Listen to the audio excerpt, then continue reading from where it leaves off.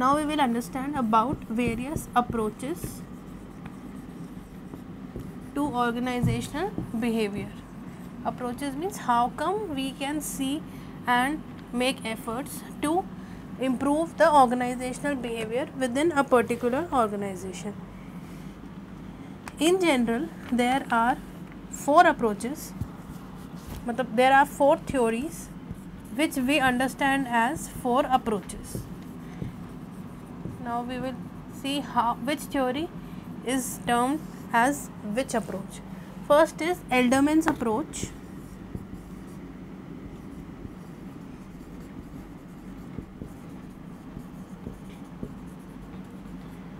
which is also known as the human resource approach. This is a simpler description of what is explained in this theory. Second one is the Herzberg's approach,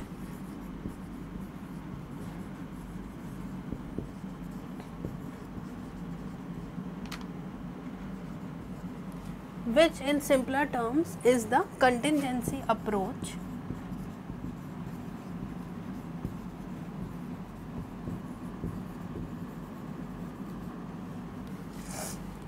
Third is your expectancy approach,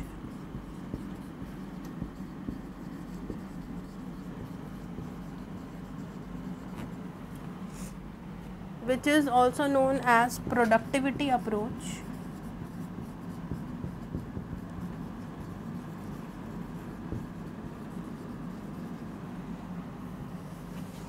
And last one is Maslow's approach, which is quite common, and in simpler terms it is known as systems approach.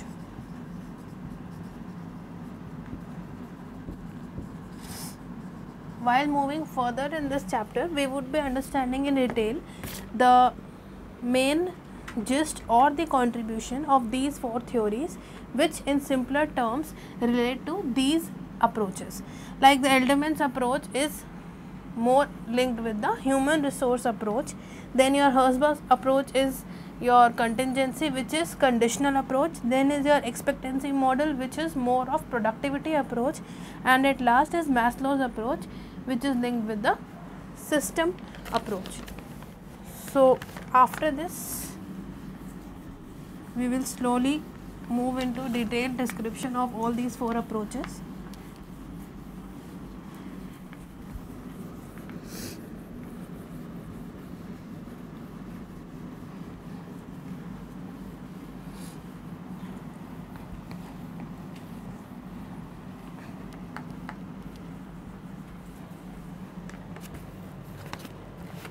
Let's understand what is meant by the term organizational development.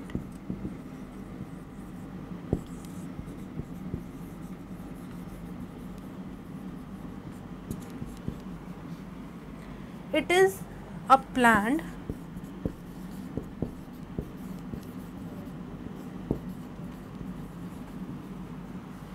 ongoing effort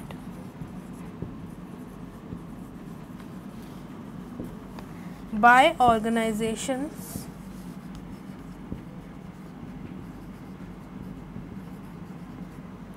to change in order to become more effective.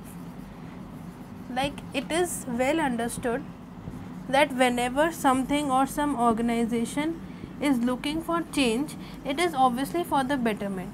One particular system that is running in flow would be required to upgrade or change only for the purpose of attaining more effectiveness and getting higher growth. So this is the basic meaning of the term organizational development, which means a planned ongoing effort. Means it is not like all of a sudden you just decide to make a change. It is something which is well planned in advance by organizations to change so as to become much more effective than they already are. Now, to make the meaning of this term clearer, let's understand the several aspects associated with organizational development. So here we will write organizational development.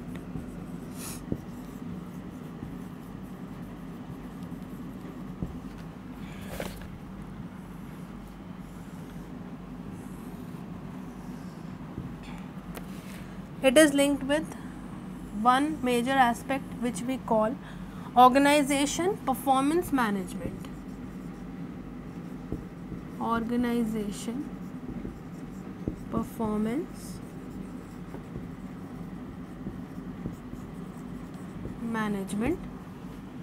Then second is conflict resolution.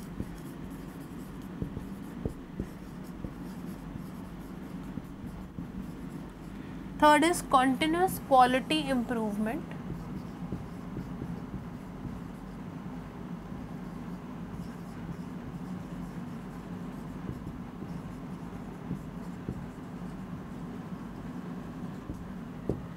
And last one is workforce planning.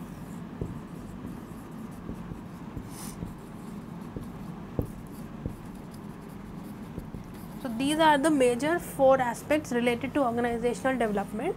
One is the organization performance management, second is conflict resolution, third is continuous quality improvement, and fourth is workforce planning. Now, what is the linking factor between these 2 aspects? We call it a system. Then the linking factor between these, we call it tools. Here it's people, and fourth one is processes. So these are the 4 major elements through which we can get what exactly organizational development includes. After this, there are some strategies that are adopted in order to attain effective organizational development. We will understand about those strategies. These may vary from organization to organization depending on several factors like the nature of work and company size. So, organizational strategies.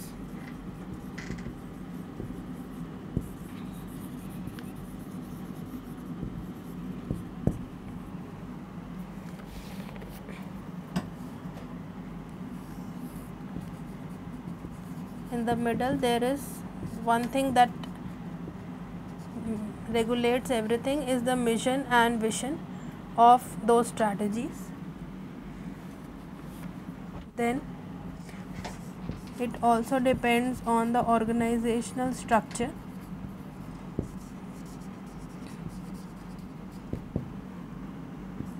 Learning efficiency.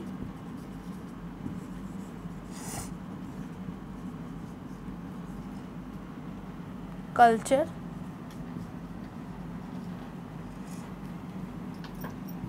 Goals. Leadership, and lastly performance measures.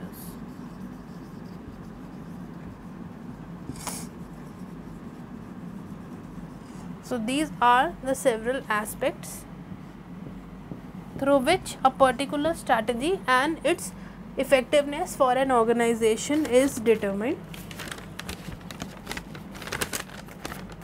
Now these are the factors. Let's see what are the most common and preferred strategies in this domain. Coming to the organizational development strategies, let's understand what are the different strategies that are used for organizational development. One is re-engineering.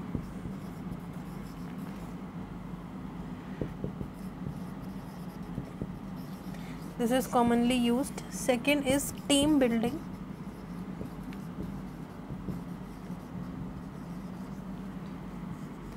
Third one is total quality management.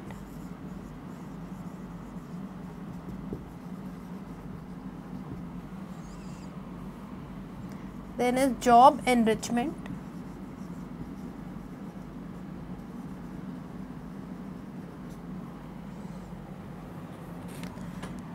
And last is survey feedback.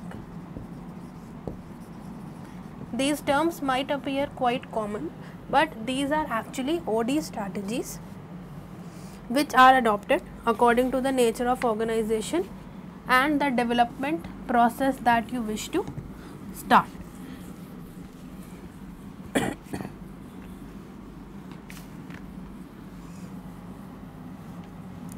Now, these strategies are obviously intended to realize some of the OD efforts that you wish to finally achieve. So, we will see what all OD efforts are being done through this. First is your training. The very first objective of putting OD efforts is to provide training to the employees. Then is your job roles. Next is performance, indicators. Then is documentation, and finally communication. These are the 4 broad OD efforts that are being put by different organizations.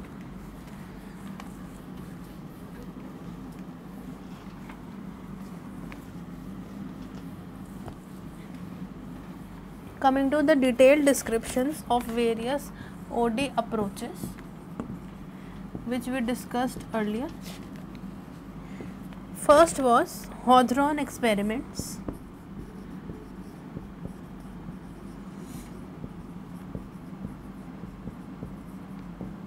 Hadron is a common HR practitioner and his studies proved to be groundbreaker theories, means they laid such a deep impact on the functioning of different organizations. His study was conducted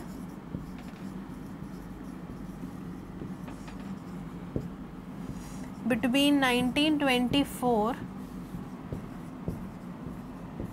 and 1932 in Chicago.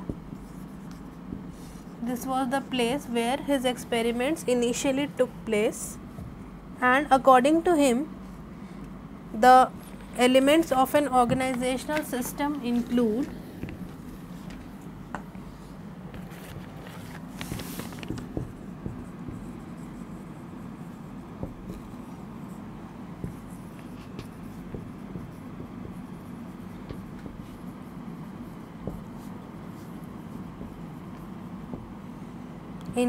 behavior of people, then what is the structure that is being adopted, then is technology,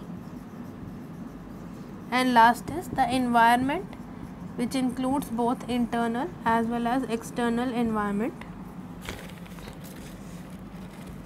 So, these are the, according to Hadron, these are the elements of an organizational system: the people who are working, the structure in which they are working, technology, and lastly environment.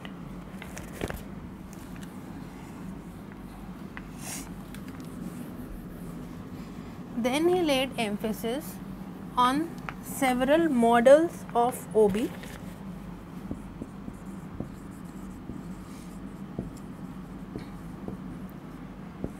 Which we can categorize into 4 types. One is autocratic, then second one is custodial,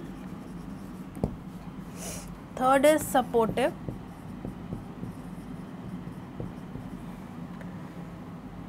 and last is collegial.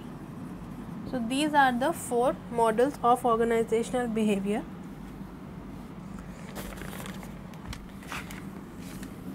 Then there is one approach which focuses on the aspect of QWL, which is your quality of work life.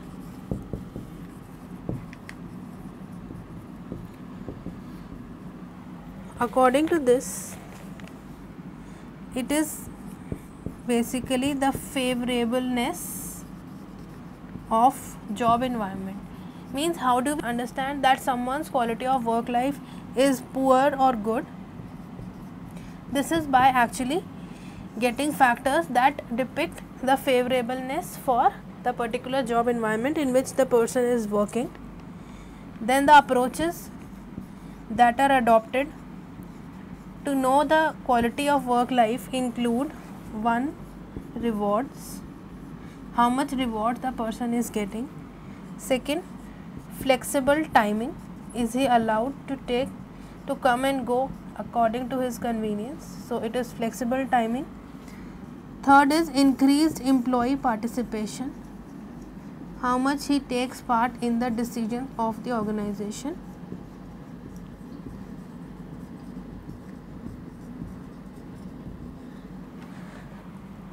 Then 4th, job security. 5th is job enrichment.